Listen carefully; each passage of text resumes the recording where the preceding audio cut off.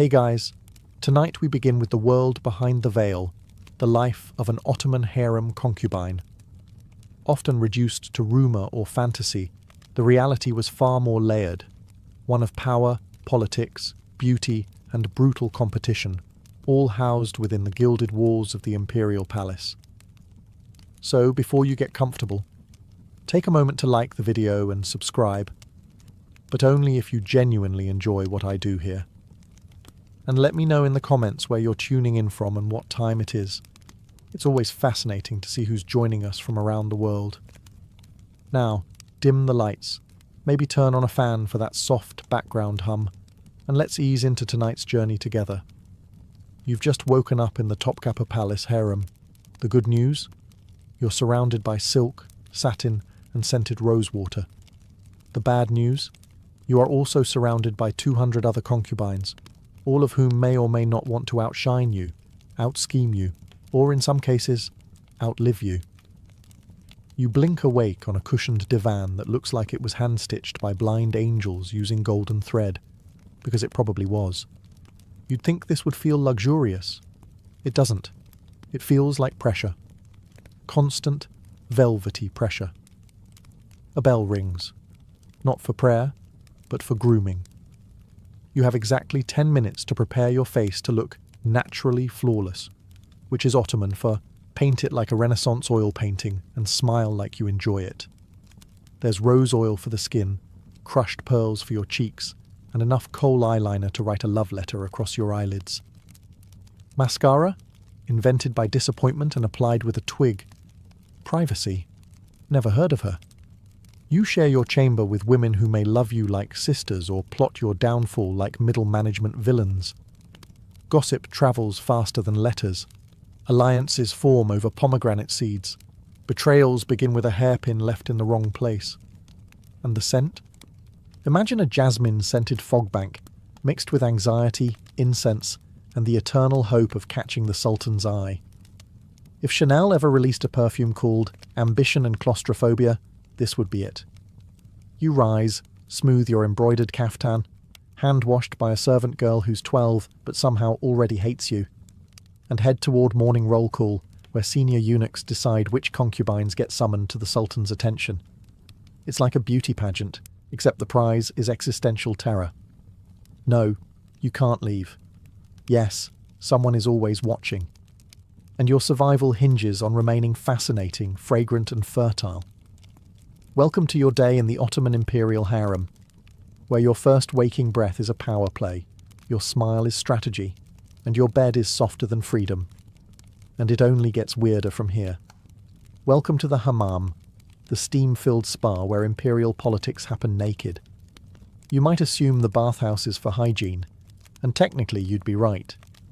But here in the harem, it's also where alliances form, rivalries simmer, along with your pores, and everything smells faintly of lavender, lemons, and passive aggression. The concubines file in like graceful ghosts wrapped in embroidered silk towels. You do the same, pretending this isn't the most intimidating nudity you've ever experienced. The senior women float through the marble chamber like swans, dangerous, territorial swans with better skin than you'll ever have. Attendants scrub you down with what feels like love, but is actually a loofah soaked in vengeance. Your skin tingles. Your dignity retreats. You try not to make eye contact while being exfoliated within an inch of your past life. You learn quickly. The bath is more than a bath. It's a surveillance chamber in disguise. Everyone's watching, not openly, but subtly. Who is sitting with whom? Who's whispering? Who's laughing a little too hard at the VIII Sultan's niece's joke? You don't speak much, because you're new. Speaking too soon in the hammam is like trying to open a chess match by flipping the board. The veterans will either ignore you or quietly decide you need correcting, usually in the form of chore reassignment or social exile. That being said, the hammam is your first glimpse of the harem's soft power. You hear tales, always half-whispered, of women who rose not just by catching the Sultan's eye, but by knowing the right bath attendant, the right older concubine, the right story to share at the right steamy moment. It's also the only place in the palace where secrets accidentally fall out, usually between splashes of water and scented soaps. You learn which concubines are favoured, which ones haven't been summoned in months, which eunuch allegedly dropped a love note. Scandalous. All this, overheard while someone is scrubbing your elbows like they're angry at them. You leave the hammam pink, polished, and 12% more paranoid than when you entered. Congratulations, your skin is radiant. Your mind? Permanently fogged by heat, jasmine, and the politics of proximity. If you thought the harem was all silk pillows and flutes playing in the distance, adorable. Really. But by now you've learned it's less of a day spa and more of a slow-motion chess match where the pieces are beautiful, bored, and dangerously well-informed. And then there are the eunuchs. Specifically the black eunuchs, high-ranking castrated guards who report directly to the valid sultan. They control who goes in and out of the harem, who gets summoned, who gets ignored, and occasionally who disappears without a trace and is never spoken of again. They don't smile much. They don't need to. Their presence alone is a career-ending gesture. You quickly learn, if you want to survive, better yet thrive, you don't flatter the sultan. You befriend the eunuchs. Not with gifts, that's suspicious. Not with flirting, deeply awkward and wildly inappropriate. No. The trick is to be respectful, predictable, and, above all, inoffensively useful. You ask for nothing. You're always ready when summoned. You never ever gossip about them, because news travels in this palace faster than the plague, and you really don't want your name attached to a sentence that ends in... And then she was transferred to the laundry chamber. Meanwhile, among the concubines, relationships are complicated. You've made one tentative friend, a girl from Circassia, who pretends to like embroidery, but is clearly plotting something long-term and ruthless. You also have an enemy, though you're not sure why. She stared at you too long during lute practice. You blinked. She hasn't spoken to you since. Everything is subtle. Compliments are weapons. Smiles are loaded. You begin to miss the emotional simplicity of your old village goat. But you learn. You learn how to interpret silence, how to stand just close enough to power without looking ambitious, how to thank a eunuch for handing you a letter as if he just handed you a divine scroll. And most of all, you learn that survival here isn't about being the prettiest or the most talented. It's about understanding how power moves, in glances, in silence, in the way someone's name is spoken one day and not the next. At first glance, your job as a concubine seems simple. Look beautiful, smile politely, and waft through the palace like an emotionally available ghost in silk slippers. But in reality, you're now expected to master the oldest imperial skill of them all, absorbing everything while appearing to absorb nothing. You are a sponge. A bejeweled, perfumed sponge who embroiders a suspicious number of tulips while memorizing who sits where, who glares at whom, and who got an extra apricot at breakfast. Subtle changes in fruit distribution. In this palace, it's practically a coup. Your daily schedule now includes hours of training that sounds like finishing school but smells like political grooming. You're taught music, literature, poetry, Islamic law, Ottoman etiquette, and, if you're lucky, how not to pass out during dance lessons. The idea is to be beautiful, yes, but also charmingly clever without being threatening, like a decorative peacock that can quote Rumi and doesn't talk back. The real education, though, happens in between. You learn to notice how long it takes the Valid Sultan's tray to be cleared, and who clears it. You note which eunuch walks in just before bad news arrives. You memorize who's absent. You never ask why. You listen more than you speak.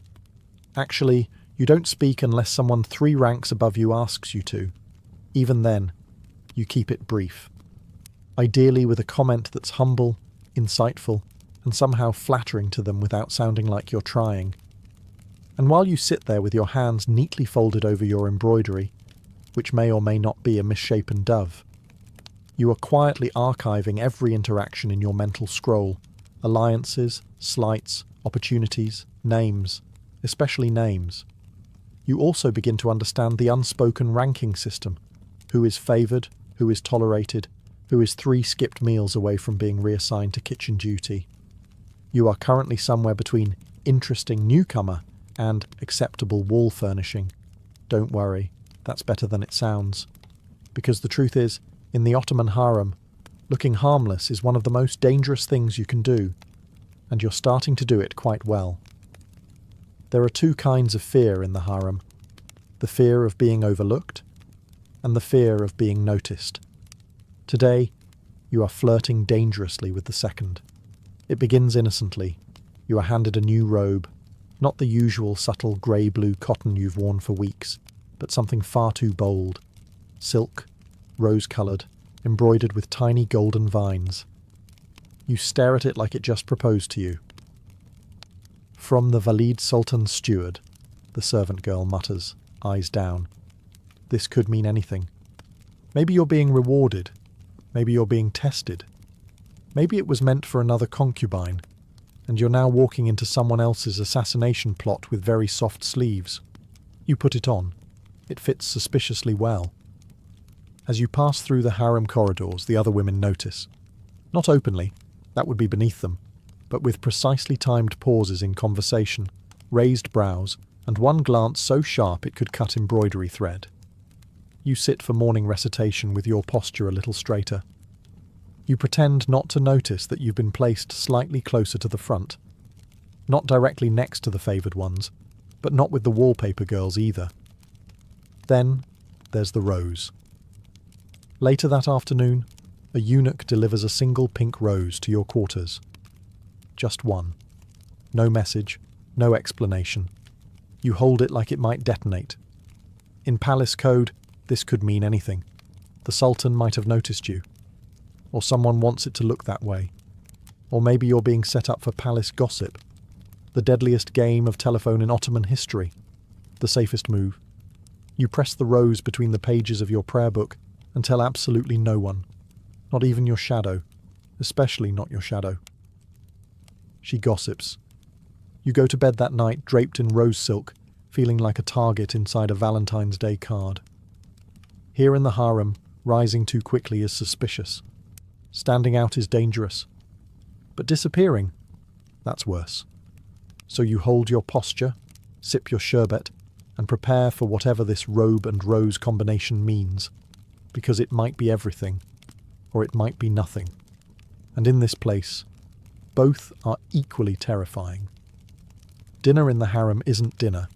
It's theatre. Competitive, highly seasoned theatre, where everyone wears silk and pretends they're not sizing up their enemies between bites of stewed lamb. You enter the great dining chamber and take your seat, not too close to the centre, you haven't earned that, and not too far in the shadows, you're not invisible yet. The seating arrangement is an ever-shifting map of status.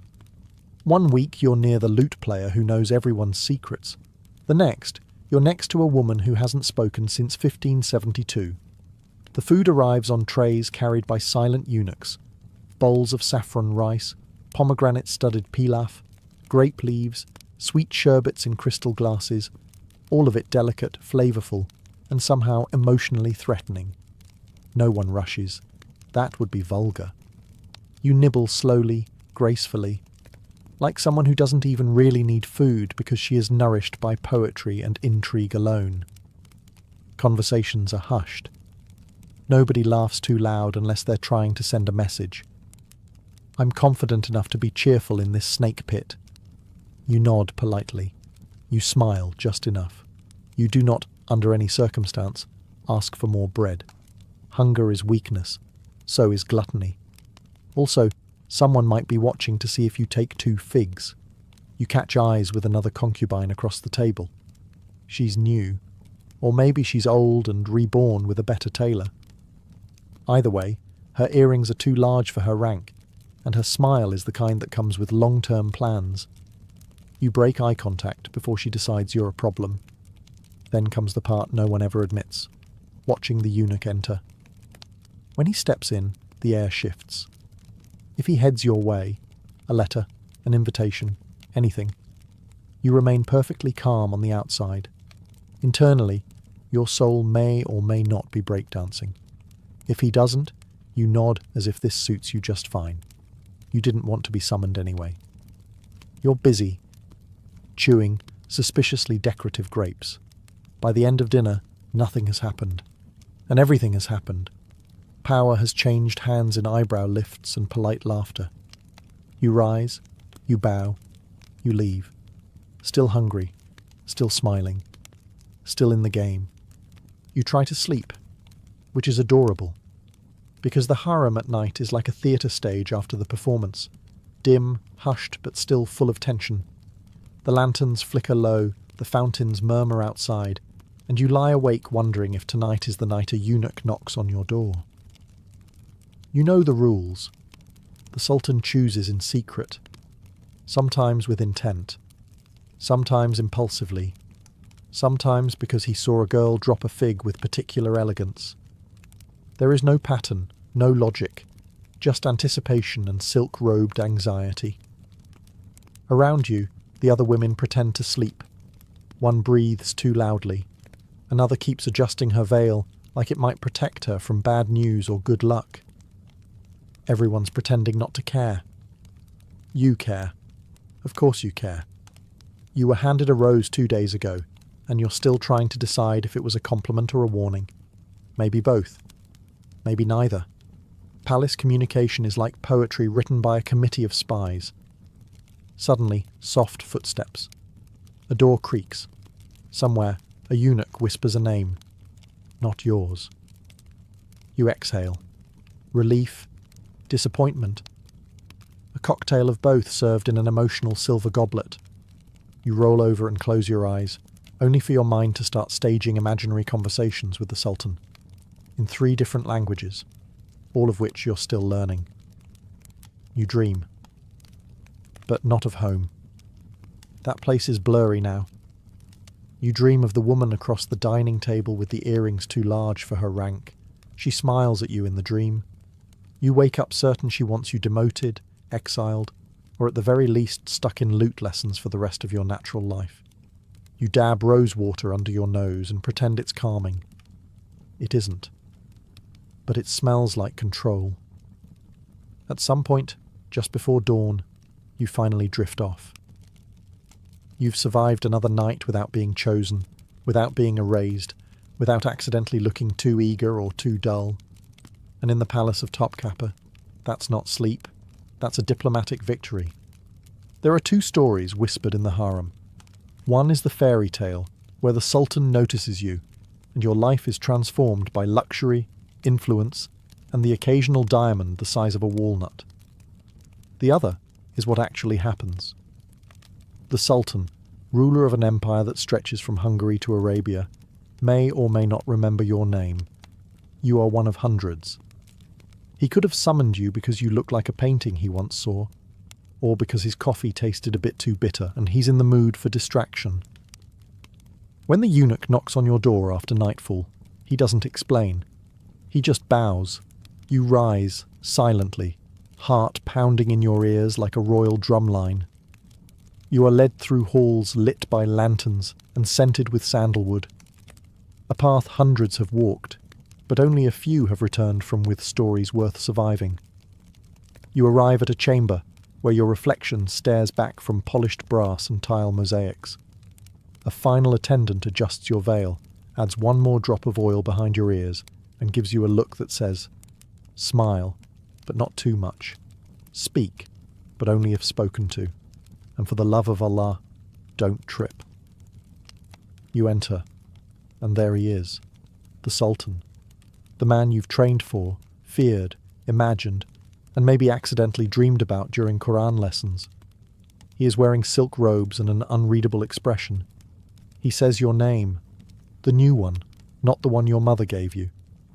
He asks where you're from. You lie gracefully. You talk about poetry. He nods. Then he hands you a fig. What does it mean? Everything in the harem is a metaphor, and this fruit is no different. Is it a test of refinement? An invitation? A subtle indication of dietary preference?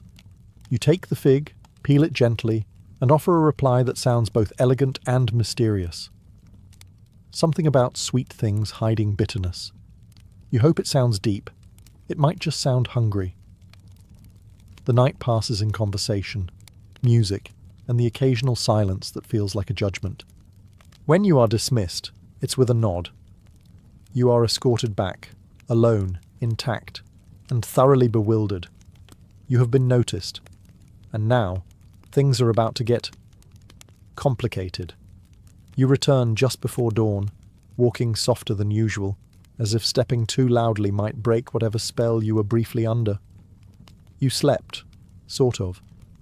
More accurately, you reclined next to the most powerful man in the empire and tried very hard not to sweat through your perfume. You were charming, you think.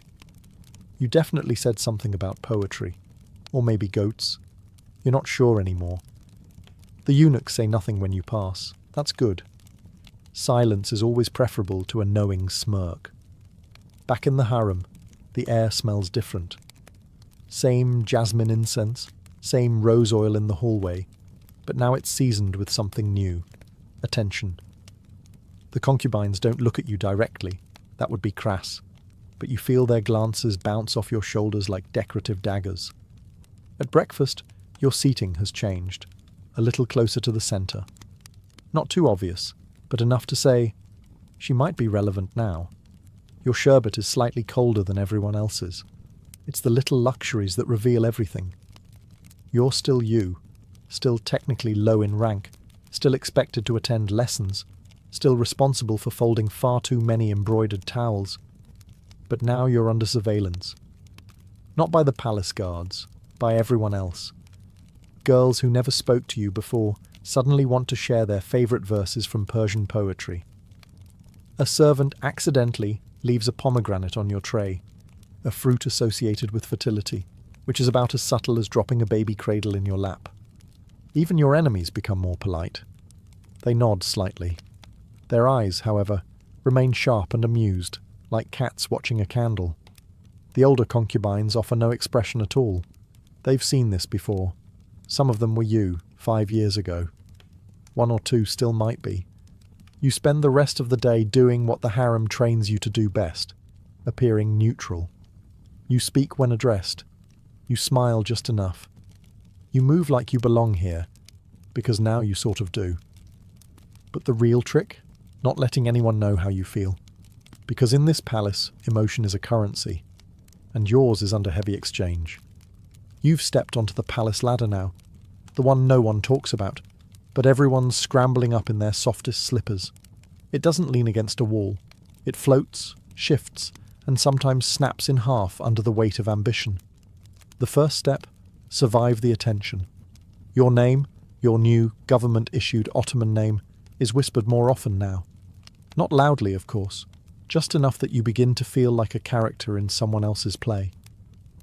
One day, you're complimented on your embroidery by a concubine who previously thought you were part of the furniture. The next, you're offered fig paste by someone who'd rather poison you than promote your breakfast. You decline. Politely. You've also been reassigned to a new chamber.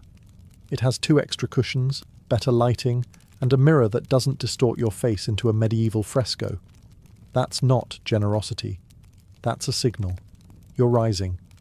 Slowly. Like steam in the hammam. Visible, fleeting, and occasionally scalding. And so begins the dangerous balancing act, known as strategic modesty. If you act too pleased, you're arrogant.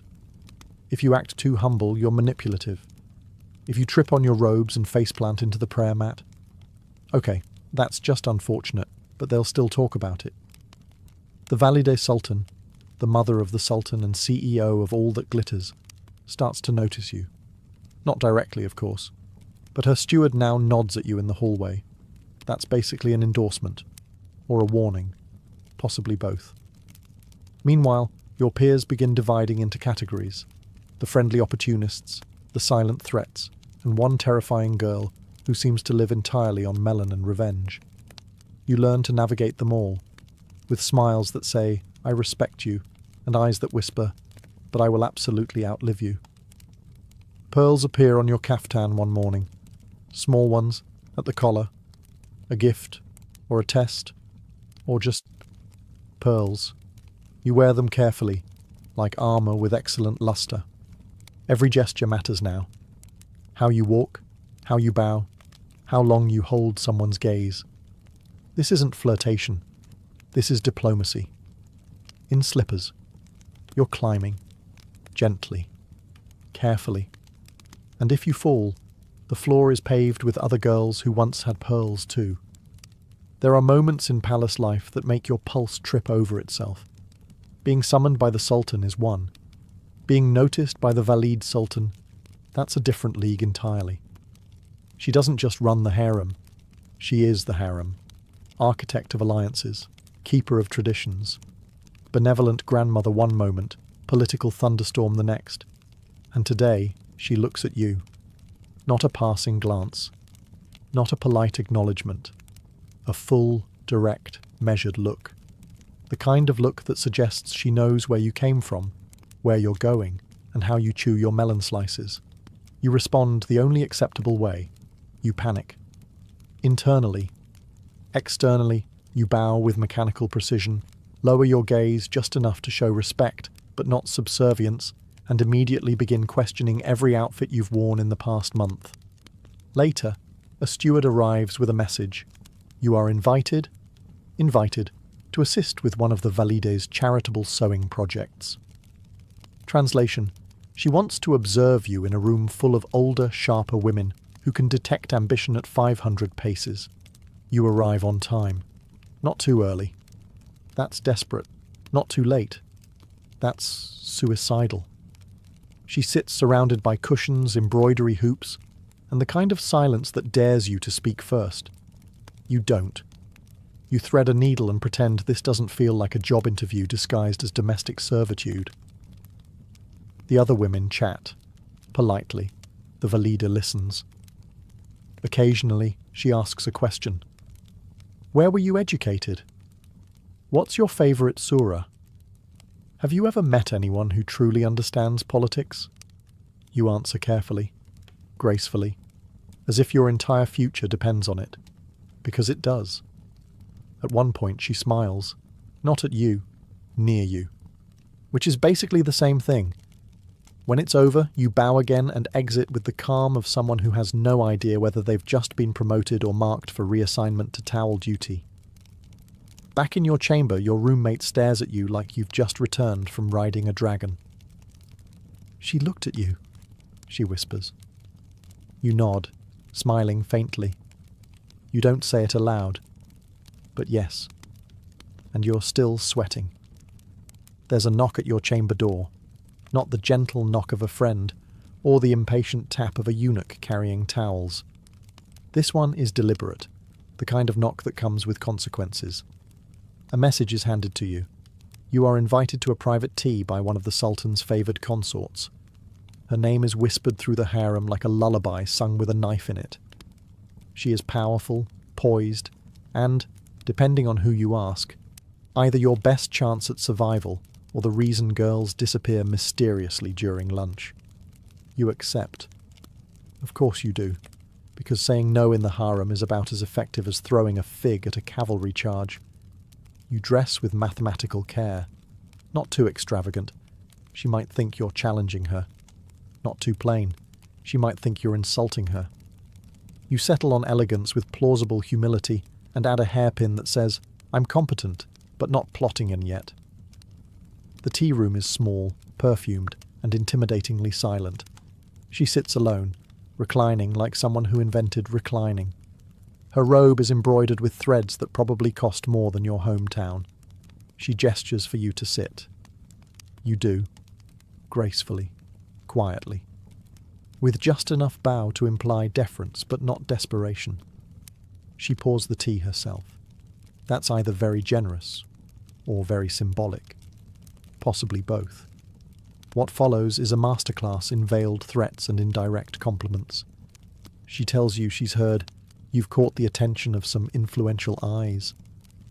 She says it like you've accidentally adopted a stray panther. She smiles when you respond. You do not know if she likes your answer or if she's marking you for later. You talk of poetry, music, and carefully palace routines.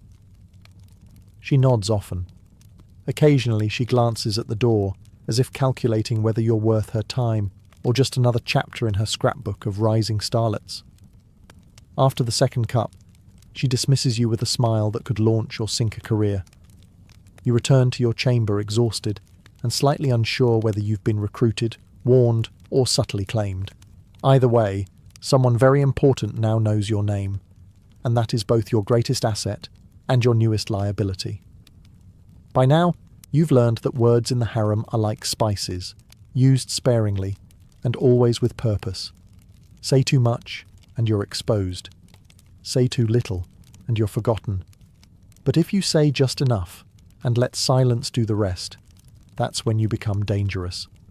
Today's lesson begins in the music chamber, where a group of senior concubines gathers to discuss poetry, philosophy, and, let's be honest, each other. You are invited to sit in, not speak, sit. A test disguised as hospitality. You arrive on time, offer the required courtesies, and fold yourself neatly into the corner like a well-mannered napkin. You sip your sherbet. You nod occasionally. You look interested, but not eager. You laugh softly at one joke, just enough to seem human. And then it happens. One of the elder women turns to you and asks a question. Not a trap. Not yet. Just a simple inquiry about your thoughts on a Rumi verse. But you know what this is. They're not testing your taste in poetry. They're testing your timing. You pause, long enough to seem thoughtful. Not so long that it looks like you're scrambling for a safe answer. Then you say something that sounds reflective, reverent, and, above all, vague. They nod. They are satisfied. You've passed. Later, you are asked again, this time about the VIII Sultan's new charitable initiative. You say nothing critical. You compliment the elegance of the idea without claiming to understand the politics behind it. You use words like humbling and visionary. You are playing verbal chess with invisible queens. The truth is, most power in the harem is held in silence, in the glance that lingers, in the smile that doesn't quite reach the eyes, in the pause before someone replies, where everyone leans in, just slightly, to see which direction the wind is blowing. You leave that room, having said less than a dozen sentences. And somehow, your name is on 3 more lips than it was yesterday. You're not just surviving now. You're learning to glide, wordlessly, precisely, and beautifully, through a world where stillness speaks louder than declarations. And the walls, they're still listening. You find a gift on your pillow. No note, no signature. Just a small velvet box tied with a ribbon the colour of dried rose petals and possibly veiled judgment. You open it slowly, as one opens anything in the harem, halfway expecting perfume, halfway expecting scorpions. It's jewellery. A delicate bracelet inlaid with turquoise and gold filigree. Beautiful, elegant, alarming, because nothing here is ever just a gift. You scan the room. Your roommate raises an eyebrow. She does not ask questions. She's either very polite or very invested in plausible deniability. The bracelet is, undoubtedly, expensive. Too expensive for a casual trinket. Not quite royal enough to be from the Sultan. Which narrows it down to someone wealthy, calculating, and interested in controlling the narrative. Or you. You wear it. Of course you do. That's the game. By mid-morning, the rumours begin.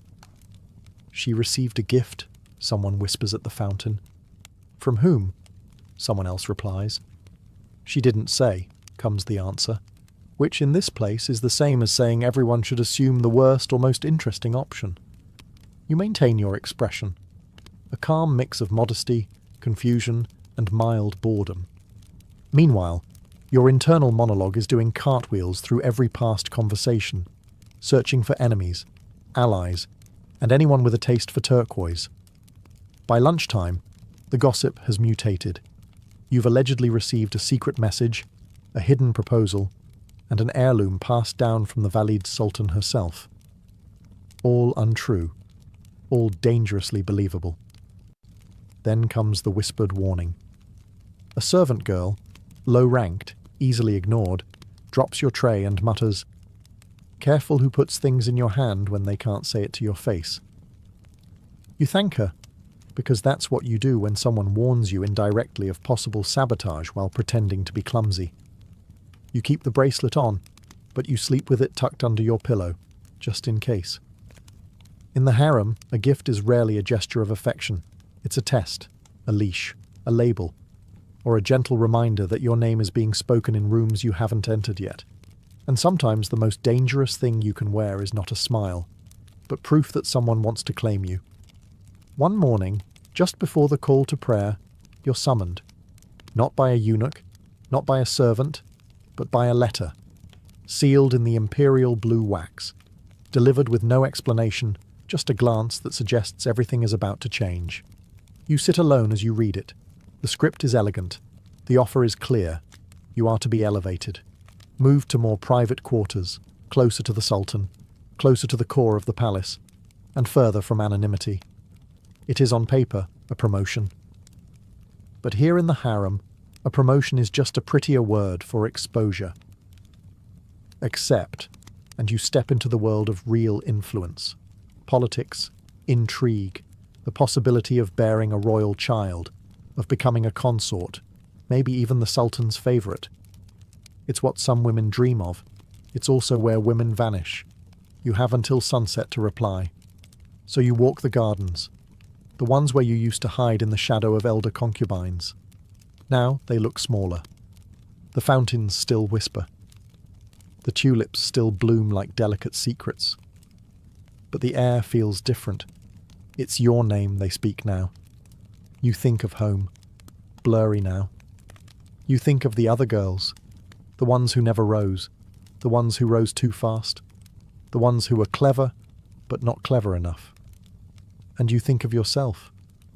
Not the version trained in etiquette and poetry, but the girl who arrived with her old name tucked somewhere between her ribs.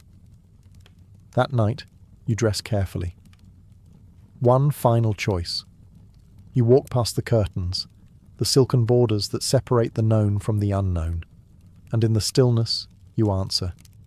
Maybe you rise, maybe you vanish, maybe your name is written into palace history, or maybe it's whispered one last time and folded away like a silk scarf in a drawer no one opens anymore. But one thing is certain. You were not just a decoration. You were a strategist in satin, a survivor in perfume, a masterclass in restraint. And for one full day, and maybe longer, you walk the tightrope between power and peril, without falling. Long before comic books and Hollywood blockbusters, the ancient world already had its own Amazons, and they were terrifyingly real. Meet the Scythian women, horse-riding, bow-wielding warriors of the Eurasian steppe who didn't just defy gender norms, they reloaded and galloped right over them. The Scythians were a nomadic people who roamed what is now Ukraine, southern Russia, and parts of Central Asia. Herodotus, the Greek historian, wrote of fierce Amazon women who mated with Scythian men and birthed a tribe of warriors. For centuries, scholars chalked that up to Greek imagination and a little too much wine. But recent archaeology tells a different story, one with bone-deep proof. Excavations of Scythian burial mounds or kurgans have uncovered the remains of women buried with full warrior regalia. Swords, spears, quivers of arrows, and even battle scars. One teenager's skeleton, discovered in the Altai region, had arrowheads embedded in her spine, a grim but undeniable sign that she fought and died in combat. Some were laid to rest with their horses, clad in armour. These weren't ceremonial props, they were used and worn. This was a culture that didn't just allow women to fight, it expected them to. Scythian society, unlike most of its ancient contemporaries, wasn't rigidly patriarchal. While men raided and hunted, women often did the same. Girls were trained from a young age to ride and shoot, and elite females could hold positions of influence. There are even signs that Scythian priestesses held spiritual authority, making them both feared in battle and revered in ritual. The Greeks were both fascinated and horrified. They created the myth of the Amazons, wild warrior women who hated men and lived apart from civilization. But the core of the legend was grounded in their encounters with the Scythians. These women didn't match the submissive domestic ideal of the Greek woman. They were alien, powerful, and therefore mythologized. So next time someone says female warriors are just a fantasy trope, remind them, the Scythians beat us to it by about 2,500 years. And their legacy is written not in legend, but in arrow-pierced skeletons and iron-tipped truths buried beneath the steppe. If you think battlefield leadership was strictly a man's game, then you haven't met the queens of Africa. These weren't pampered palace figures lounging in silk. These were war-hardened rulers who led armies, negotiated treaties, and stared down empires without flinching. And they didn't just participate in warfare, they redefined it. Take Queen Amanirenas of Kush, for example. In the 1st century BCE, the Roman Empire, fresh from annexing Egypt, made the tactical error of trying to extend its grip further south into Nubia. Amanirenas, a one-eyed queen who had already fought in battle, had other plans. She rallied her people, launched a series of counterattacks, and even captured Roman forts. One statue of Augustus? She had it decapitated and buried under her temple steps, a deliciously unsubtle message. Eventually, Rome backed off and negotiated peace. That's right. One of the most powerful empires in history was forced to make nice with a one-eyed warrior queen, and she wasn't alone. Across Africa, female leaders often doubled as military commanders. In the 16th century, Queen Amina of Zazzau, in what is now Nigeria, led cavalry raids across Hausa lands. According to oral tradition, she expanded her territory further than any ruler before or after her.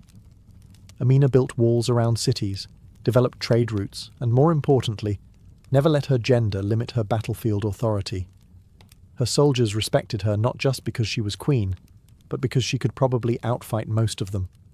Further south, the kingdom of Dahomey was protected by the Agoji, an all-female military regiment the French later nicknamed the Dahomey Amazons. These were not symbolic guards. They were frontline fighters, trained from childhood in weaponry, endurance, and discipline. They served as elite royal protectors and often led charges in battle. Some accounts even describe them as more aggressive than their male counterparts, possibly because they had more to prove, or maybe because they just enjoyed the job. These women weren't rare exceptions. In many African societies, women were expected to be capable, politically, economically, and militarily. They negotiated with colonizers, resisted conquest, and commanded troops. Their existence wasn't radical, it was cultural. So, the next time someone says history was written by men with swords, you might want to add, sure, but some of those swords were held by queens. When you picture ancient Greece or Rome at war, it's usually rows of male soldiers in bronze armor marching off to battle. But stay behind the front lines, and you'll find a different kind of warrior. One who didn't wear a tunic into combat, but picked up a weapon when the city gates were about to fall. Women in both Greek and Roman societies were often forced into defensive roles, and they didn't hesitate to rise to the occasion. In classical Athens, women were officially excluded from military service. Their roles were mostly domestic, religious, or symbolic. But when invaders came knocking, those lines blurred fast.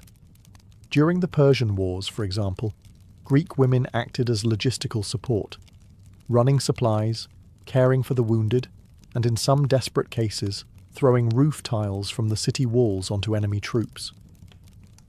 Not exactly the glamorous side of battle, but it made a difference. The Siege of Plataea in 429 BCE offers one striking moment. Women trapped inside the city took up arms, fought alongside the remaining defenders, and, according to Thucydides, played a vital role in the resistance. These weren't trained soldiers. They were citizens turned fighters. But war doesn't always wait for training. Over in Rome, women were technically barred from military engagement. And yet, Roman history is littered with tales of women taking charge when things fell apart. In the sack of Rome by the Gauls in 390 BCE, women reportedly negotiated with the invaders, offered their jewelry to fund defense efforts, and helped rally morale. During later conflicts, like the Second Punic War, Roman women often followed their husbands to military camps, some even acting as informal strategists or advisors. One particularly notable tale comes from the sack of Rome in 410 CE. As Alaric's Visigoths stormed the city, noblewomen like Proba and others are said to have opened their estates as places of refuge, armed their servants, and coordinated resistance within the urban chaos. These weren't passive victims. They were active participants in defense and survival. In the ancient world, warfare wasn't just fought with swords on a battlefield, it was fought with quick thinking, courage, and sometimes sheer desperation, and women were right there in the thick of it, defending their homes when no one else could. If you were a Roman governor in Britannia around 60 CE, your worst nightmare had a name, and it was Boudica. She wasn't just a queen. She was a force of vengeance, fire, and fury, with a knack for rallying an entire population of angry Britons into open revolt against the world's most powerful empire. Boudica ruled the Ursini tribe in eastern Britain. After her husband, King Prasutagus, died, he left his kingdom jointly to his daughters and the Roman Empire, an attempt to secure peace. Rome, being Rome, ignored the will, annexed the territory outright, publicly flogged Boudica, and, in an act so horrific it's still discussed today, had her daughters assaulted. This wasn't just political domination, it was humiliation, and Boudica would not let that stand. What followed wasn't a minor rebellion. It was an all-out war. Boudica became the face of the uprising, leading a coalition of tribes in a scorched earth campaign that shook Roman control to its core. First stop, Camulodunum, modern-day Colchester, a Roman town that was utterly razed. Then Londinium, modern-day London, burned to ash. Verulamium, modern St. Albans, same fate. The Roman historian Cassius Dio described her as tall, terrifying, with a mane of red hair and a fierce presence that stirred her warriors into a frenzy. Tacitus, meanwhile, emphasized her eloquence and leadership, describing how she addressed her troops not as a noblewoman, but as a mother wronged, and a warrior awakened. Though she had early victories, Boudica's army eventually faced a professional Roman force under Governor Suetonius Paulinus. Outnumbered and poorly equipped, the rebels were slaughtered. Boudica either took poison or fell in battle. The sources disagree. But her defeat didn't erase her impact. The Romans learned their lesson. They became more cautious in how they dealt with tribal leaders, and they never forgot the name of the woman who made an empire tremble. Boudica's rebellion wasn't just an uprising. It was a reminder that oppressed people, led by someone with nothing left to lose, can become the most dangerous force of all. And in this case, that force happened to be a mother with a war chariot and a long memory. In the lore of feudal Japan, the image of the samurai is almost always male. A stoic warrior in lacquered armor, loyal to death, sword in hand. But look beyond the cherry blossoms and Bushido scrolls, and you'll find another kind of samurai, one in silk and steel.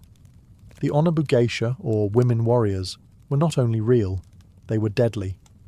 Trained in martial arts, archery, and strategy, these noblewomen were the hidden backbone of many samurai clans. They weren't typically sent into open-field battles like their male counterparts, but when their homes, castles, or family honor were at stake, they fought without hesitation, and often without mercy. One of the most iconic Onabu geisha was Tomoe Gozen, a 12th century warrior who fought during the Genpei War.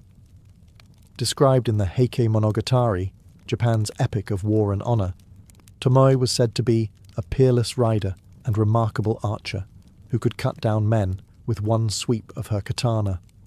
She rode into battle like a tempest, wearing full armor, long black hair trailing behind her like a war banner. At the Battle of Owazu, she reportedly decapitated a rival samurai in single combat, a final blaze of glory before disappearing from history like a ghost on horseback. Then there's Nakano Takeiko, a 19th century fighter during the Boshin War.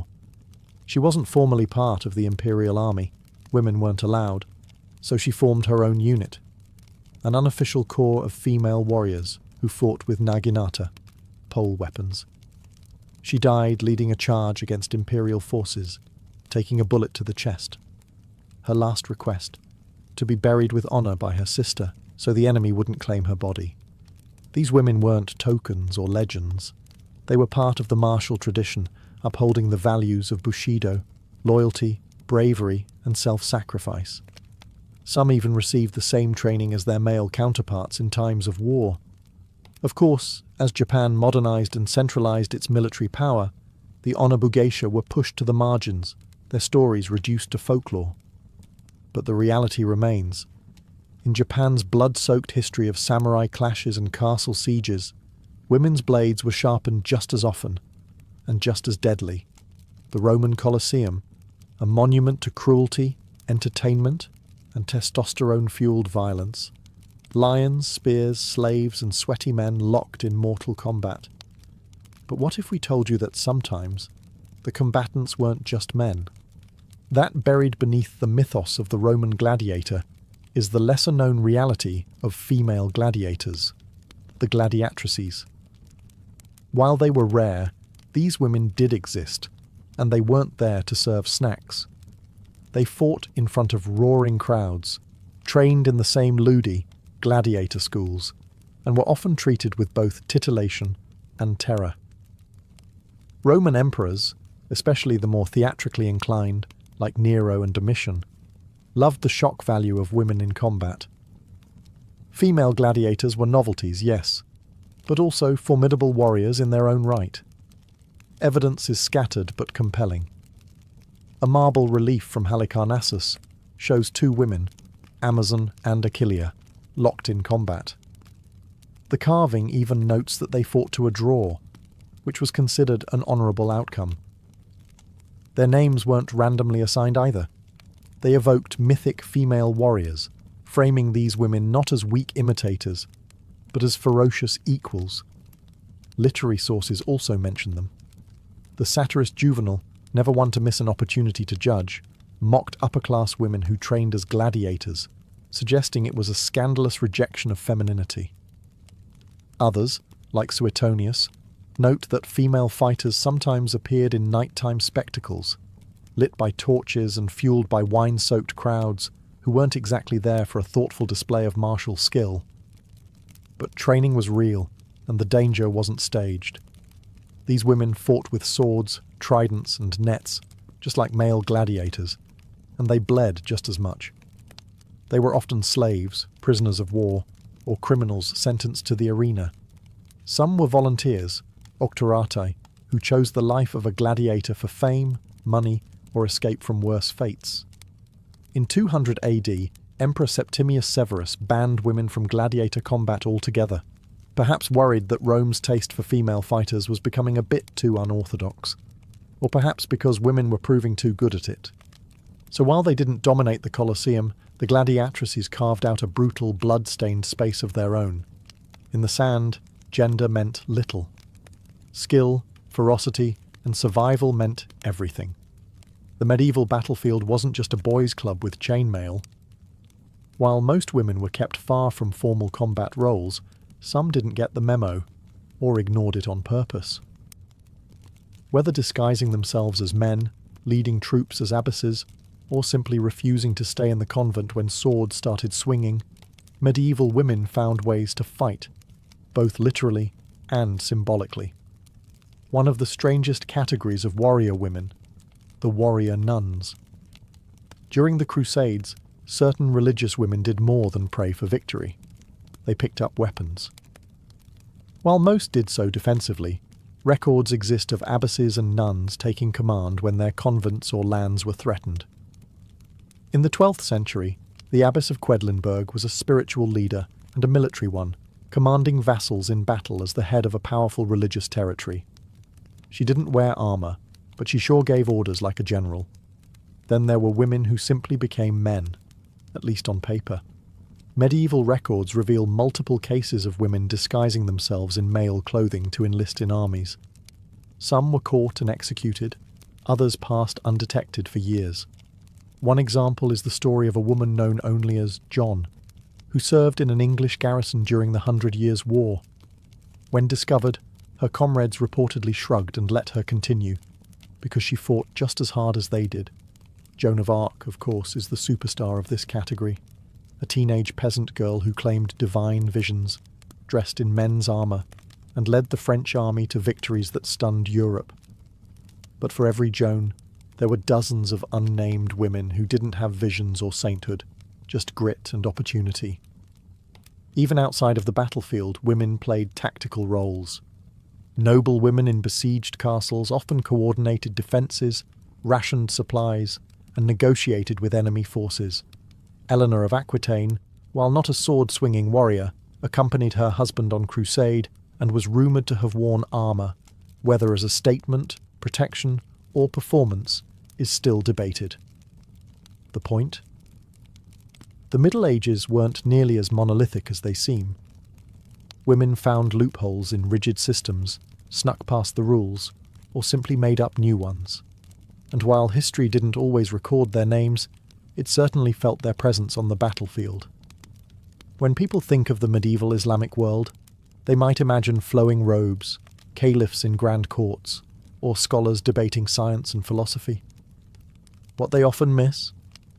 The women who picked up swords, led armies, and defended cities when men were too slow, too dead, or too distracted by politics. Take Khawla bint al-Azwar, for example, a name that still echoes through Arab folklore like a war cry. A 7th century warrior during the early Muslim conquests, she fought alongside her brother in battle. After he was captured by Byzantine forces, she stormed the enemy lines in black armour, wielding her sword with such precision that soldiers mistook her for Khalid ibn al-Walid, the famed general known as the Sword of Allah. When her identity was revealed, morale didn't drop. It soared. She had earned her place among warriors through sheer skill and nerve.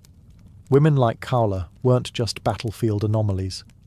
In times of crisis, especially during sieges, women took up arms to defend their homes and cities. During the Mongol invasions of the 13th century, as the Khwarezmian Empire crumbled, there are accounts of women fighting in the streets of Nishapur and other cities, flinging stones, wielding daggers, and turning their homes into fortresses. They were never formally trained, but desperation is a powerful teacher. Further west, in Al-Andalus, Islamic Spain, noble women weren't cloistered either. Some wielded considerable political and military influence. Walada bint al-Mustakfi, while best known as a poet, lived in a world where women of her class often ran estates and defended them during civil unrest. A few centuries later, during the Reconquista, Muslim women sometimes joined their husbands in defending the last strongholds of Granada. There's also Sayyida al-Hurra, not a battlefield warrior, but a pirate queen. In the 16th century, she commanded fleets in the western Mediterranean, striking fear into European ships. Allied with the infamous Barbarossa of the Ottoman navy, she was a political leader and naval commander, a double threat on sea and shore. In many Islamic societies, the ideal of modesty coexisted with the reality of necessity. When cities burned and armies failed, the veil came off and the sword came out. And in those moments, history remembered them, not as women who broke the rules, but as warriors who rewrote them. For centuries, history books told us that war was a man's domain. Men led, men fought, men died gloriously, while women waited, wept, or patched wounds in the background. But scratch the surface, and a different story bleeds through. A story of women who didn't wait to be invited to the fight. They crashed the battlefield, often with more guts than glory. From the Scythian horse archers, who likely inspired the Amazon myth, to African queens who outmaneuvered empires, to women gladiators drawing blood in the sand. Every continent has its tales of female warriors. Sometimes they were leaders born into power, like Queen Amina or Boudica. Sometimes they were commoners who stepped up when chaos left no other option, like the medieval cross-dressers or the women defending ancient cities from siege. What unites them isn't just courage, it's the refusal to be erased. The legacy of these women isn't measured by how many battles they won, but by how many rules they broke. They defied cultural norms, religious expectations, and political boundaries. They forced generals, emperors, and chroniclers to revise their assumptions. In many cases, that meant being deliberately written out of the record. After all, what empire wants to admit it was rattled by a woman with a spear? And yet, the traces remain. In bones buried with weapons, in poems, in scratched notes from historians who didn't know what to make of them, in oral traditions, songs, and temple murals. The stories survived, not always intact, not always celebrated, but alive enough to inspire generations that followed. Modern military history has only recently begun to fully acknowledge the breadth of women's contributions to warfare. It's not about placing women above men in battle. It's about recognizing that they were always there, even when they were never supposed to be. So the next time someone calls women in war an exception, remind them. From the deserts of North Africa to the snowy steppes of Central Asia, from castle sieges to chariot charges, women weren't just part of the war story. They were the plot twist, the hidden edge. The blade history tried to sheath but never could, because once a sword is drawn, it doesn't care who's holding it, only what they're willing to do with it. Marcus Aurelius was born on April 26, 121 CE, in Rome, the very heart of an empire that stretched from Britain to the sands of Arabia. His full name, at the time of birth, was Marcus Annius Verus, and he came from a noble lineage with deep senatorial roots. In other words, he wasn't starting from scratch. His grandfather had been a consul, and his family was rich in both wealth and political connections. But young Marcus wasn't spoiled by luxury. Even as a child, he had a reputation for being unusually serious, quiet, and thoughtful. The sort of kid who probably skipped out on the toy swords and asked philosophical questions instead. The Emperor Hadrian took notice of this moody, deep-thinking child and saw in him something rare: integrity. He nicknamed Marcus Verissimus, meaning most truthful, and marked him out for a future few could dream of. When Hadrian's first choice of successor died unexpectedly, he adopted Antoninus Pius under one condition: that Antoninus would, in turn, adopt Marcus Aurelius as his heir. And just like that, Marcus was on a slow-moving, responsibility-laden conveyor belt toward absolute power. His education was nothing short of elite. Tutors drilled him in Greek and Latin literature, rhetoric and philosophy. But while many young aristocrats treated their lessons like chores, Marcus embraced them with religious devotion, especially Stoicism. He read Epictetus and Seneca not as abstract theory, but as a moral compass. To him, philosophy wasn't an intellectual game, it was a manual for how to live. He started sleeping on a hard floor, wore simple clothing, and practiced fasting. Not because anyone told him to, but because he wanted to toughen his soul. As the years passed under the watchful mentorship of Antoninus Pius, Marcus learned not only governance, but patience. Antoninus ruled with calm efficiency for over 2 decades, and Marcus observed every move, every decision, like a student preparing for a final exam he knew would one day come. Unlike many heirs who lust for the crown, Marcus approached power like a duty he would never escape, one that demanded discipline, self-denial, and above all, moral clarity. In short, Rome wasn't getting a playboy prince. It was preparing to crown a philosopher king. When Antoninus Pius died in 161 CE, Marcus Aurelius finally ascended to the throne, but true to form, he didn't seize it with triumphant fanfare. Instead, he immediately insisted that power be shared with Lucius Verus, his adoptive brother. It was a political move drenched in humility, and also in practicality. Rome was too large, too complex, and frankly too on fire to be managed by a single man, even a philosopher. Lucius Verus was Marcus's opposite in almost every way. Where Marcus was stoic and disciplined, Verus loved luxury parties and gladiator games. Marcus studied philosophy by candlelight. Lucius hired chefs and actors. Still, the partnership worked better than expected, mostly because Marcus stayed focused on governance while Lucius led the military. And it's not like Rome was short on military emergencies. Just months into their joint reign, the Parthian Empire, Rome's eastern rival, decided it was time to start some drama.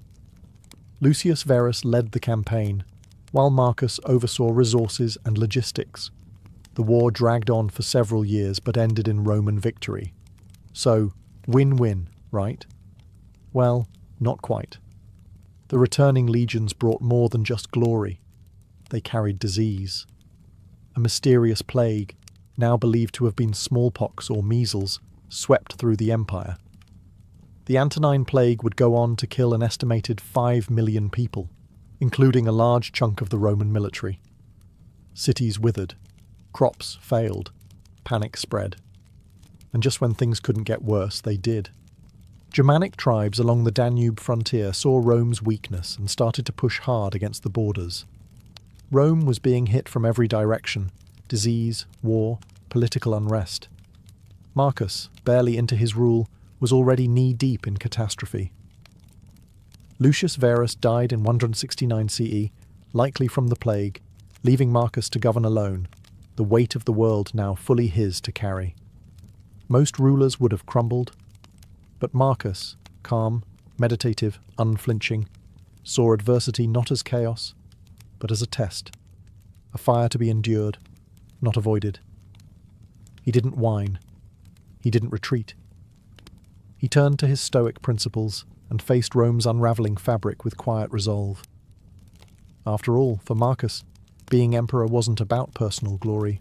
It was about duty, no matter how much it hurt. By the early 170s CE, Marcus Aurelius had traded his senatorial toga for a soldier's cloak.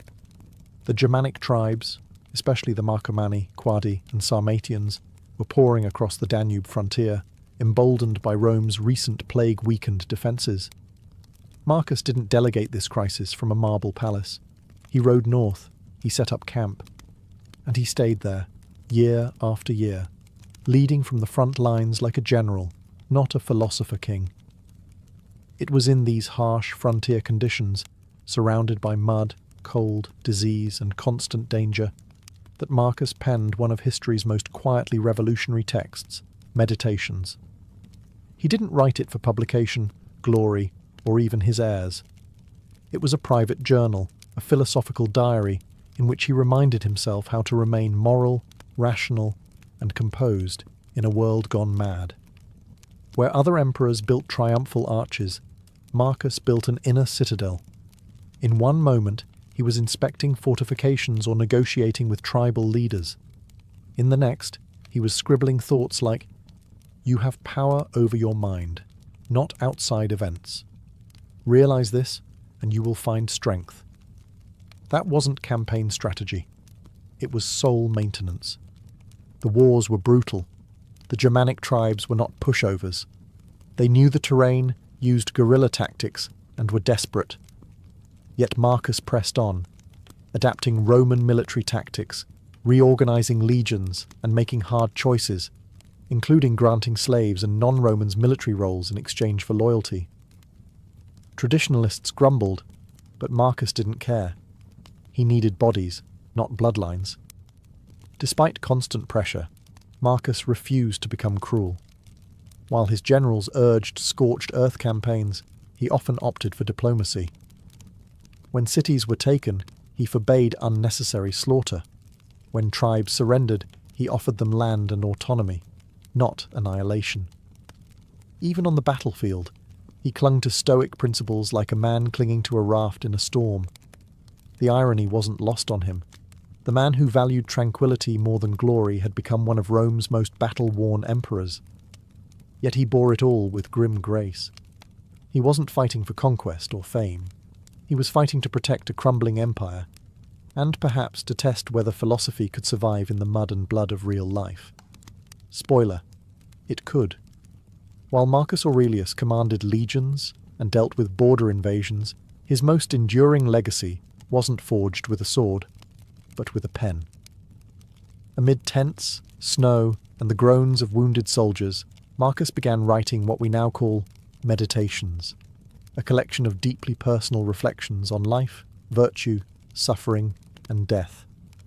He didn't write it to impress anyone. These weren't public declarations or propaganda. They were reminders, to himself. Mental armor.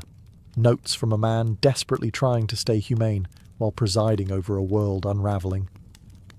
Waste no more time arguing about what a good man should be. Be one. That's not the voice of an emperor basking in glory.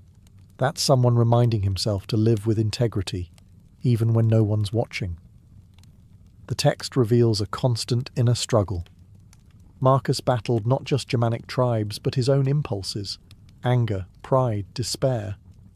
In one passage, he reminds himself not to expect gratitude. In another, he muses that even emperors are forgotten dust. Soon you will have forgotten all things, he writes, and soon all things will have forgotten you. Cheery stuff, unless you're a Stoic. Stoicism, after all, wasn't about joy or control. It was about accepting reality, however brutal, and choosing virtue in every moment. For Marcus, that meant doing his job, showing up, leading justly, not losing his head when plagues and wars spun everything into chaos. He wasn't trying to escape suffering. He was trying to suffer well. Meditations was written in Greek, the intellectual language of the time, and filled with quotes from Epictetus and other Stoic sages. But it's also shockingly modern. Marcus worried about burnout. He advised himself to stay calm around difficult people. He reminded himself that fame is fleeting, pleasure is overrated, and death is natural. It's like the original self-help manual, minus the smiling influencer and affiliate link. What makes Meditations remarkable is its humanity. Here was the most powerful man in the known world, sitting by candlelight, trying to be decent, and often doubting he was. He didn't preach perfection. He preached effort. The effort to be just, kind, rational, even when surrounded by disease, war, betrayal, and mortality. And that's why his words still resonate today. Because Marcus didn't just rule Rome, he ruled himself. While Marcus Aurelius was busy managing invasions and maintaining inner peace through philosophy, his personal life was less than tranquil. He married Faustina the Younger, the daughter of Emperor Antoninus Pius, a political union, but one that, at least on paper, seemed affectionate. Together, they had 13 children. 13. But ancient Rome wasn't kind to young lives. Only a handful survived past infancy. Marcus buried 8 of his own children. Just pause and imagine that. A man who daily pondered impermanence in his writings had to live it over and over. While Meditations rarely names these personal losses directly, the tone, sombre, resolute, aching, hints at grief barely held at bay. Stoicism didn't eliminate pain. It just gave him tools to bear it. Then there was the drama around Faustina. Roman historians, often more fond of gossip than facts, accused her of everything from infidelity to treason.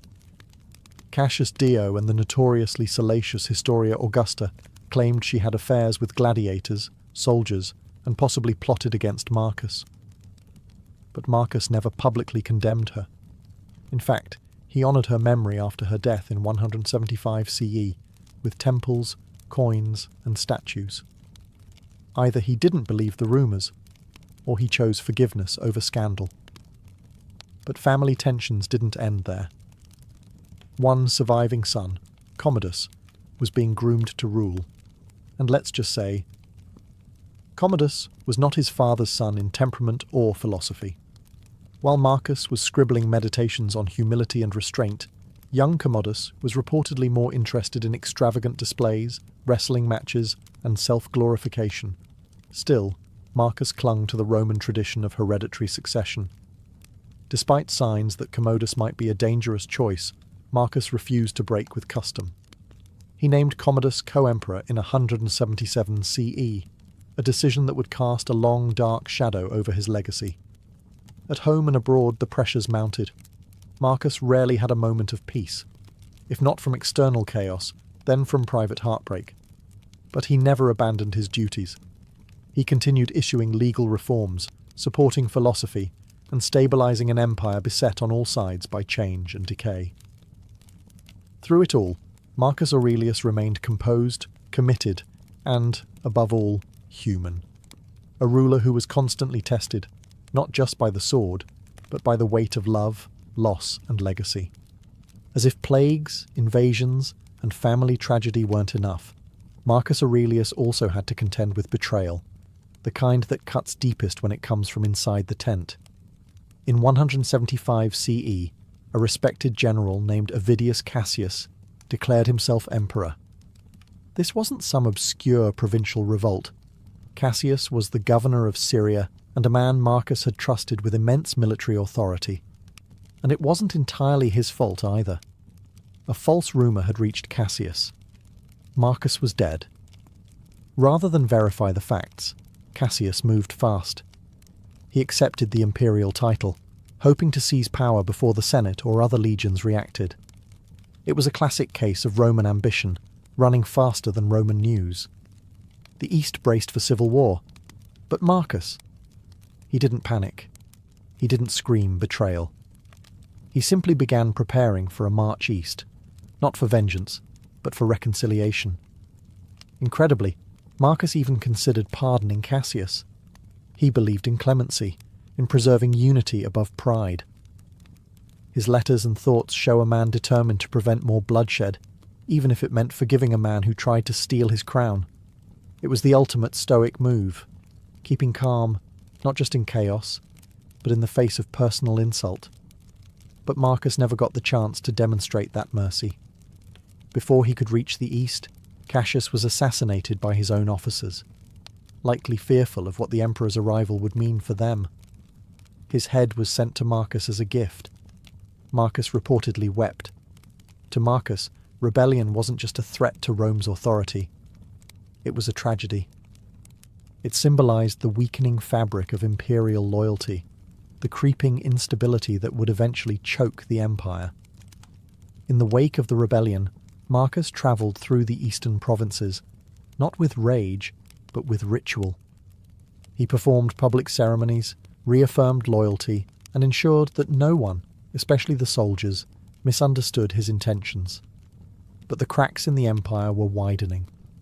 The plague had hollowed out the population. The borders were still bleeding. And now even Rome's inner circle had begun to fracture. Marcus saw it all, and still believed in reason, in justice, in virtue. Even as Rome began to unravel at the seams, he tried to stitch it back together, one stoic breath at a time.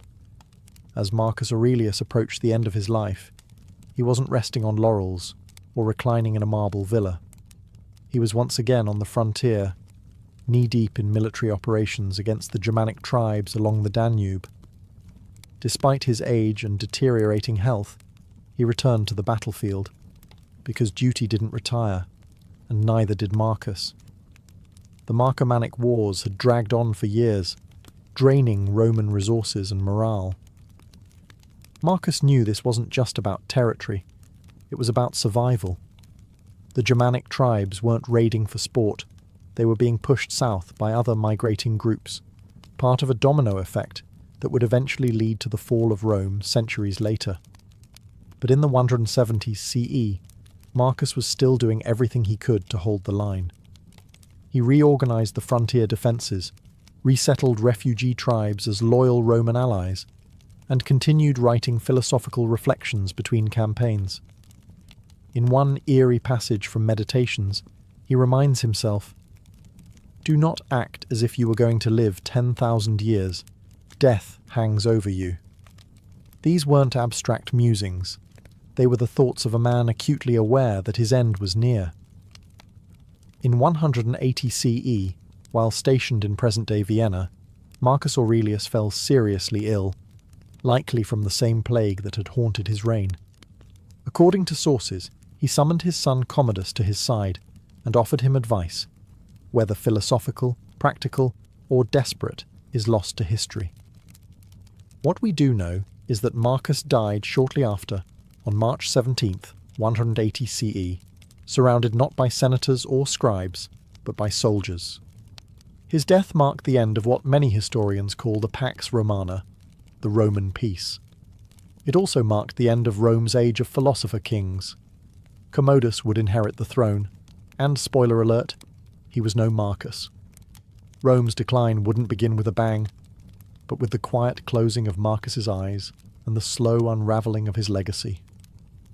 There was no triumphal parade, no grand final speech, just a dying emperor in a cold northern outpost, doing what he always did, enduring, reflecting, and fulfilling his role to the very end. Marcus didn't seek immortality through monuments. He sought it through character, and in that, he succeeded. Marcus Aurelius had spent his life preaching moderation, discipline, and reason. So naturally, the gods handed him Commodus. When Marcus died in 180 CE, he left the empire in the hands of a 19-year-old who seemed less interested in stoic virtue and more in gladiatorial cosplay. Commodus liked to dress as Hercules, battle in the arena, and refer to himself as the Roman Hercules, because humility clearly skipped a generation. This wasn't just embarrassing, it was catastrophic. Under Commodus, Rome descended into decadence, paranoia, and administrative chaos. He alienated the Senate, indulged in lavish spectacles, and executed rivals on a whim. Where Marcus had treated power as a sacred burden, Commodus treated it like a reality show prize. Bread and circuses became the rule of the day, so the question has haunted historians ever since. Why did Marcus, the wise philosopher, the reflective emperor, leave the empire to such a man? Was it blind love? A misjudgment? Or did Marcus, so bound to tradition and the Roman idea of dynastic continuity, feel he simply had no choice? In truth, Marcus had options. He could have chosen a capable general or senator as his successor. He could have broken with tradition, as Emperor Nerva once had, by adopting a worthy heir. But he didn't. He named Commodus co-emperor in 177 CE, perhaps hoping his son would learn by example. Spoiler: he didn't. It's one of the great ironies of ancient history, that the emperor who wrote Meditations, a work of enduring wisdom on human nature, couldn't or wouldn't prevent his own son from becoming the poster child for imperial failure. And Marcus wasn't blind to his son's flaws. There are hints, even in his writings, of disappointment and warning, about flattery, pride, indulgence, all traits that Commodus embraced with enthusiasm. Still, Marcus never disowned him. Whether out of love, obligation, or exhaustion, he passed the torch, and then watched the fire consume the house. Commodus's rule would end in assassination, and his death would plunge Rome into the year of the 5 emperors. It's a bleak postscript to a reign defined by stoic resilience. Marcus had kept the empire stitched together with wisdom and will. Commodus tore it open with ego and spectacle. And yet, perhaps the ultimate stoic lesson lies here too. Even emperors cannot control the future, only how they meet it. Marcus Aurelius died nearly 2,000 years ago, but his influence has never really left us. He was a rare kind of ruler, not just a man of power, but a man of principle. His meditations, scribbled during wars and sleepless nights, survived the fall of empires, the rise of religions, and the passage of time to become one of the most treasured philosophical texts in history. His legacy is paradoxical. As an emperor, he faced relentless war, plague, rebellion, and personal loss. Yet he remains admired, not for victories or monuments, but for his mind, his restraint, his compassion, his refusal to be corrupted by absolute power. He didn't style himself as divine. He didn't demand worship. He wrote, in plain Greek, how to be a better human. Do every act of your life as though it were the very last act of your life. Even modern thinkers, from statesmen to CEOs, athletes to psychologists, still quote Marcus Aurelius. His words appear on posters, in therapy sessions, in business guides, and in quiet moments of personal crisis. Why? Because he didn't speak like a king. He spoke like a flawed human trying, desperately, to stay upright in a collapsing world. Yet Marcus's legacy is also bittersweet.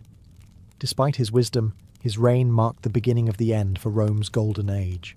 His son Commodus accelerated the decline, and future emperors would rarely match his dignity or restraint.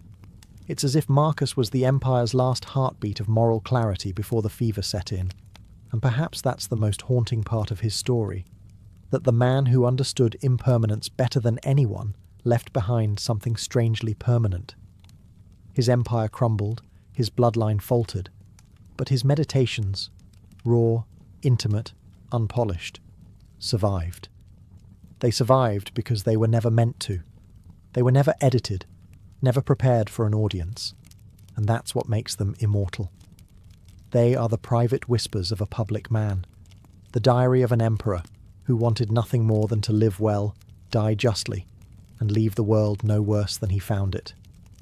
And in the end, maybe that's all any of us can hope to do. Marcus did it, in sandals, on horseback, with a stylus in hand, one stoic breath at a time. In ancient Babylon, justice wasn't just handed down by kings, it was etched in stone for all to see. Around 1754 BCE, King Hammurabi commissioned a towering stele inscribed with what would become one of the earliest and most influential legal codes in human history, the Code of Hammurabi. Standing over 7 feet tall and written in cuneiform script, the black basalt monument was meant to project both order and authority. It didn't just govern, it warned. The Code of Hammurabi contained 282 laws covering everything from trade and family matters to theft and assault. But it wasn't democratic. These laws reflected a rigidly hierarchical society where penalties varied dramatically depending on your social status. For example, if a nobleman broke the bone of another nobleman, the punishment was to have his own bone broken, a clear case of the infamous eye for an eye approach. But if the same nobleman broke the bone of a commoner or a slave, the punishment was merely a fine. Justice in this system was proportional not only to the crime, but to the rank of the person involved. The laws emphasized personal responsibility and state authority. Builders whose poorly constructed homes collapsed and killed the inhabitants could be put to death. Merchants who cheated customers could face mutilation. Even family disputes were tightly regulated, with strict laws governing marriage, inheritance, and parental authority. Adultery, theft, and false accusation were especially harshly punished, often by execution or public shaming. What made the code revolutionary was not just its content, but its visibility. It stood in public spaces, carved with the image of Hammurabi receiving divine authority from Shamash, the sun god and god of justice. This wasn't just a legal document, it was propaganda, reinforcing the idea that Hammurabi ruled by divine right and that his laws were sacred and immutable. However brutal it may seem by modern standards, the Code of Hammurabi established the concept that law should be written, standardized, and accessible. It replaced arbitrary judgment with codified norms. In doing so, it laid the groundwork for later legal systems across the ancient world and continues to fascinate historians, lawyers, and ethicists alike. In Babylon, justice wasn't blind. It was watching, and it had a chisel. In ancient Egypt, justice wasn't just a legal concept, it was a cosmic force. The Egyptians believed in Ma'at, a divine principle embodying truth, balance, and moral order. More than just a goddess, Ma'at represented the foundation of the universe itself. Pharaohs ruled not just with power, but with the responsibility to uphold Ma'at. In doing so, they maintained harmony between gods, nature, and society. Unlike the codified laws of Babylon, Egyptian justice was more flexible and case-specific. There was no singular legal code chiseled into stone. Instead, judges, often high officials or priests, interpreted Ma'at in their rulings. While this allowed for context-sensitive decisions, it also meant that justice could be highly subjective and dependent on the social standing of those involved. Court proceedings were both formal and performative. Cases could be tried before local officials or higher courts in the royal bureaucracy, depending on the severity. Plaintiffs and defendants presented their versions of events, and witnesses were essential. Written records, contracts, testimonies, and petitions were maintained on papyrus, a relatively advanced system of documentation for its time. For common offences like theft or assault, punishments could include fines, beatings, or forced labour. More serious crimes, such as tomb robbery or blasphemy, were treated as offences not only against the state, but against the gods. These could lead to execution, sometimes by fire, drowning, or impalement, or even posthumous punishment, like desecration of the corpse to prevent entry into the afterlife. Perhaps the most iconic image of Egyptian justice comes from the Book of the Dead, in which the heart of the deceased is weighed against the feather of Ma'at. If the heart was heavy with wrongdoing, it was devoured by Amit, a crocodile lion hippopotamus monster, and the soul was condemned to oblivion. If it balanced with the feather, the soul was allowed to enter the eternal paradise of the field of reeds. In Egypt, justice was inseparable from spirituality. The courtroom was not just a venue for dispute, it was a sacred space where divine order was upheld. Unlike Babylon's rigid laws, Egyptian justice flowed with the moral tides of Ma'at, rewarding those who lived in harmony with truth and punishing those who disrupted the balance of the cosmos. In ancient Greece, particularly in Athens during the 5th and 4th centuries BCE, justice took on a radically different form from the divine or king-centered systems of Babylon and Egypt. The Greeks began experimenting with something revolutionary, a justice system grounded in citizenship, debate, and public participation. It wasn't perfect, far from it, but it laid the foundation for many modern legal concepts. Athenian democracy gave every male citizen the right to participate in the courts, both as a plaintiff or defendant and as a juror. There were no professional judges or lawyers. Instead, massive juries, sometimes hundreds strong, were randomly selected from the population. These jurors were responsible not only for hearing cases, but for deciding verdicts and penalties, all without appeal. Trials were short, often completed in a single day, and each side was allowed a set amount of time to present their case, measured by a water clock called a clepsydra. The types of cases ranged widely. Theft, slander, adultery, assault, property disputes, and even impiety, disrespecting the gods, could be brought to trial. While punishments for minor offences were often fines or exile, more severe crimes could lead to death, particularly in cases involving treason or religious sacrilege. Socrates, for example, was famously sentenced to death for allegedly corrupting the youth and disrespecting the gods. Importantly, Greek justice systems did not rely on a written legal code accessible to all.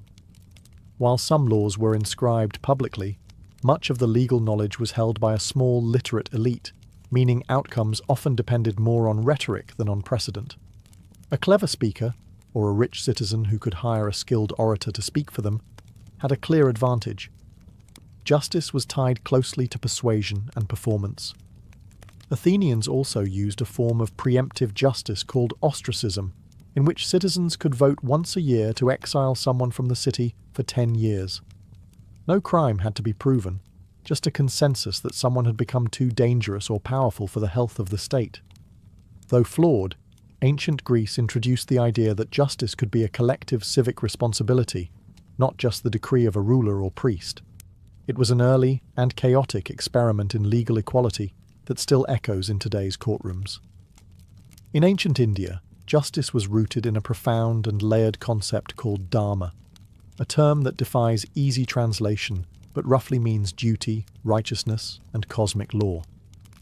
Unlike the law codes of Babylon or the civic trials of Greece, Indian justice was not just about right and wrong, it was about maintaining harmony in the universe, society, and the self.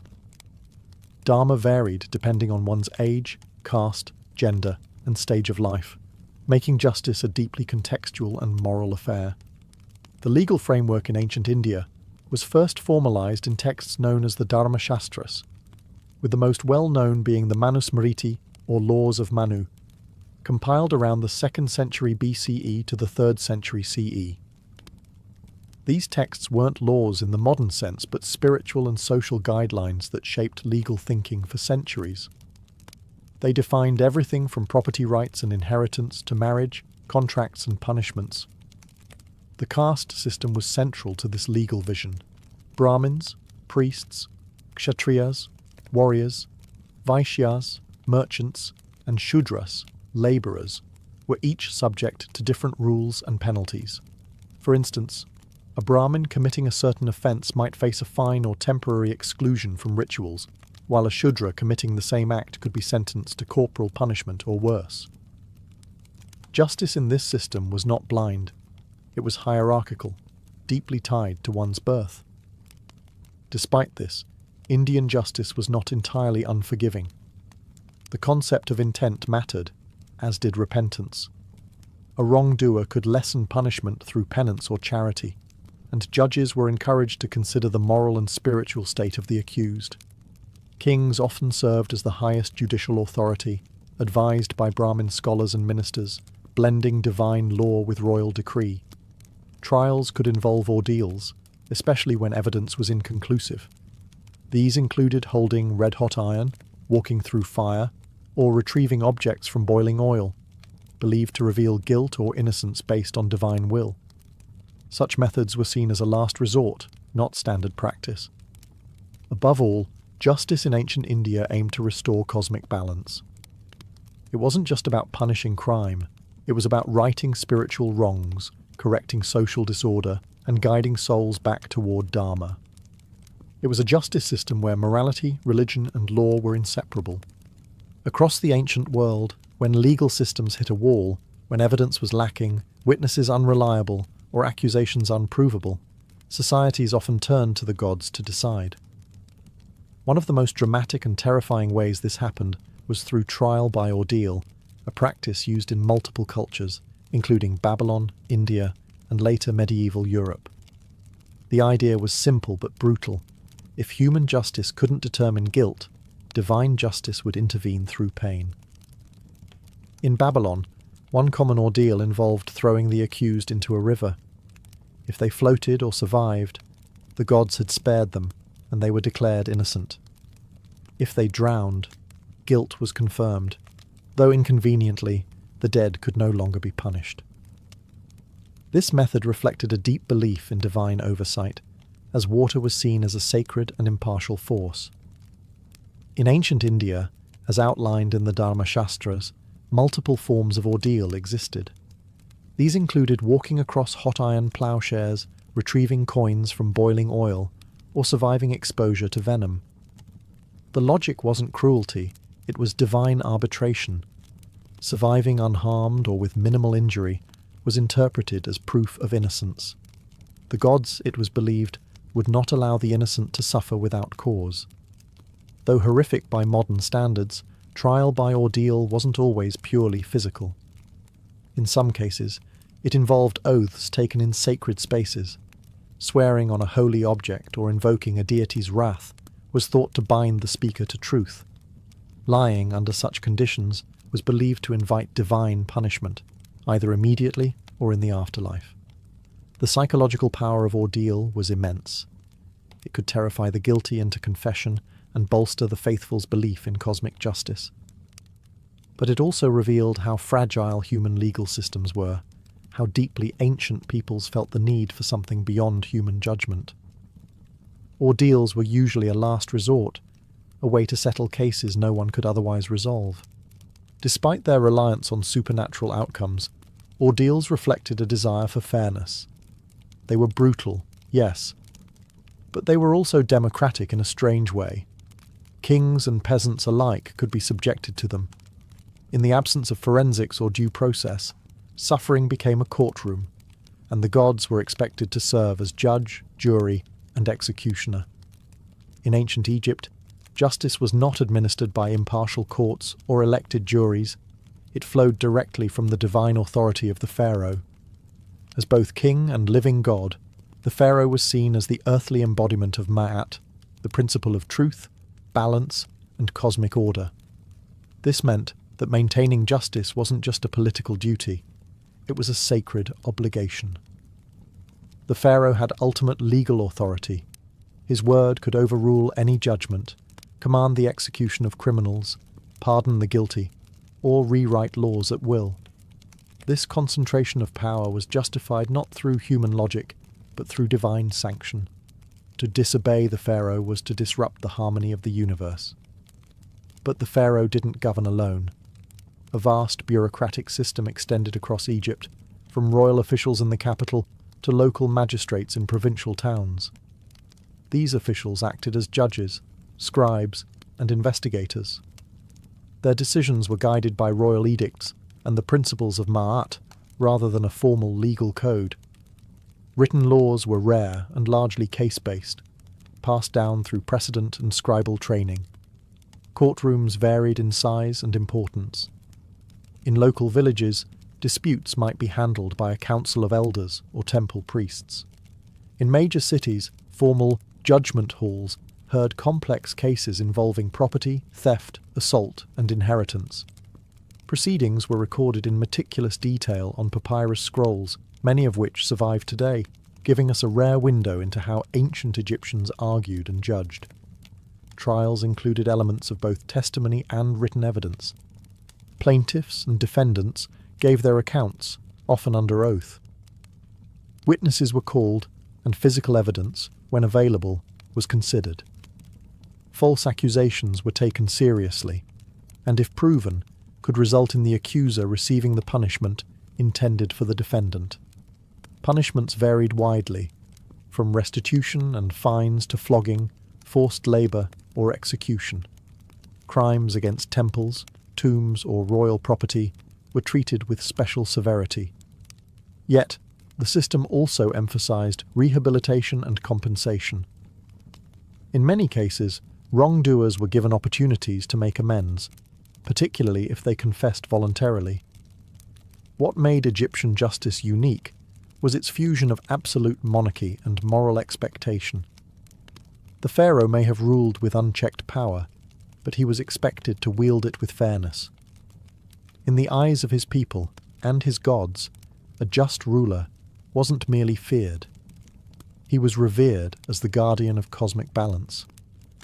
While divine kings and priestly classes dominated justice in many ancient civilizations, ancient Greece, particularly democratic Athens, took a dramatically different approach. Justice was no longer the exclusive domain of gods and monarchs. It became a public duty, shared and enacted by citizens through councils and popular assemblies. In Athens, the administration of justice rested primarily with two major institutions: the ecclesia, the citizen assembly, and the heliaia, a massive popular court composed of citizen jurors.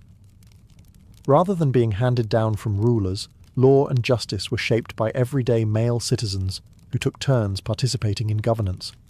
Laws were proposed and voted on by the assembly, while trials were conducted by large juries, sometimes numbering 500 or more, to prevent bribery or manipulation.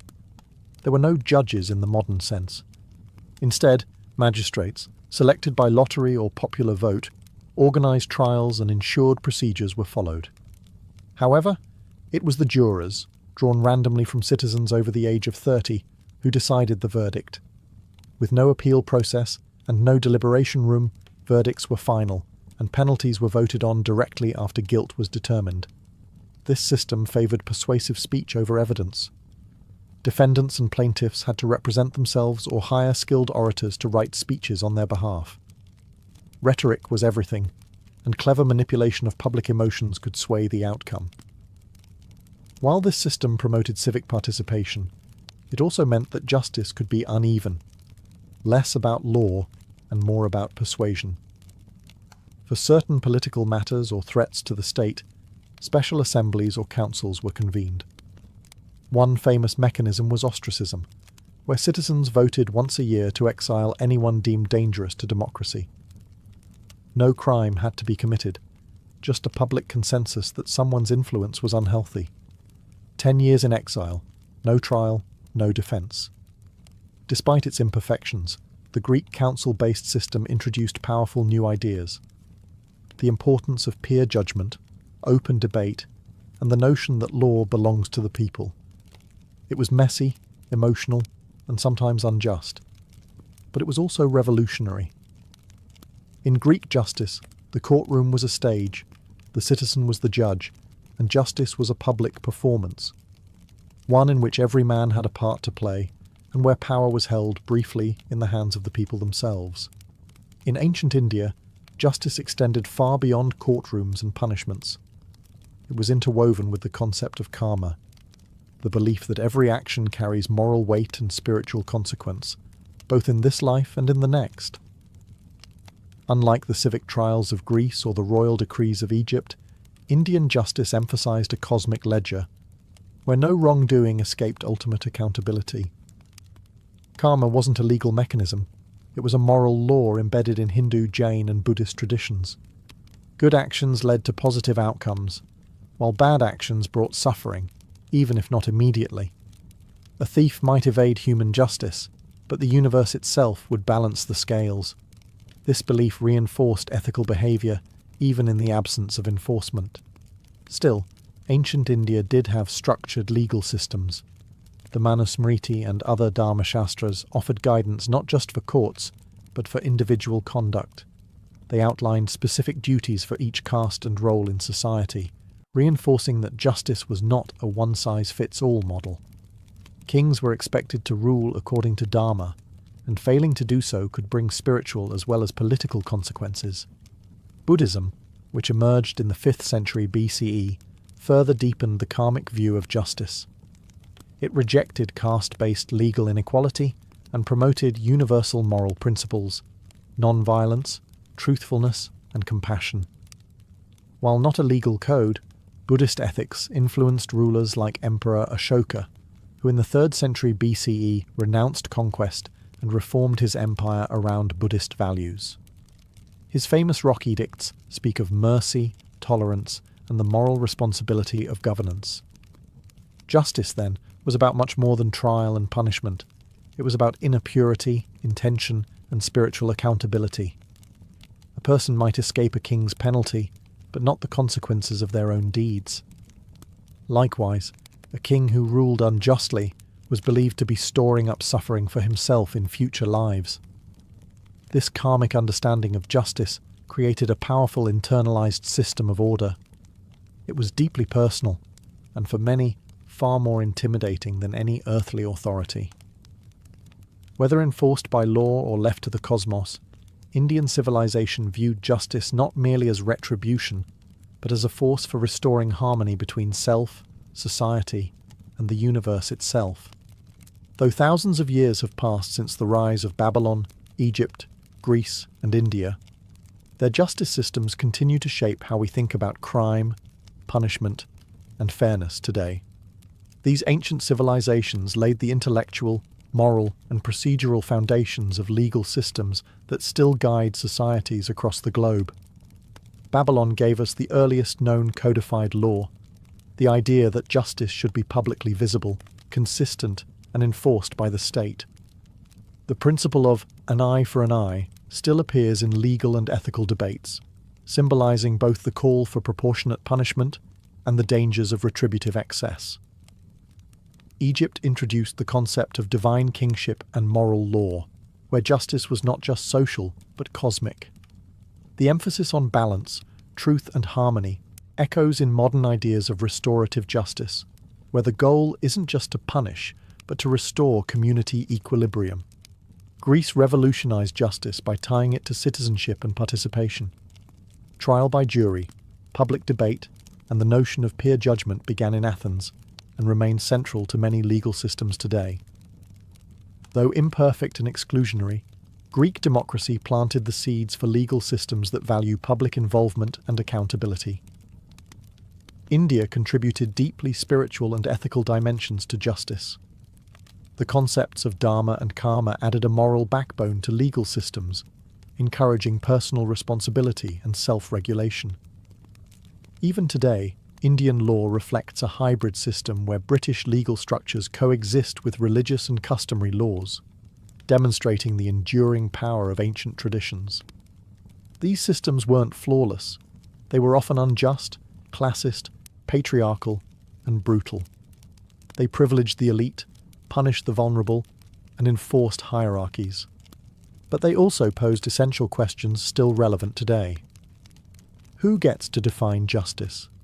Is it grounded in divine authority, civic consensus, or moral truth? Should law be equal for all, or adjusted for social role? How do we balance punishment with mercy?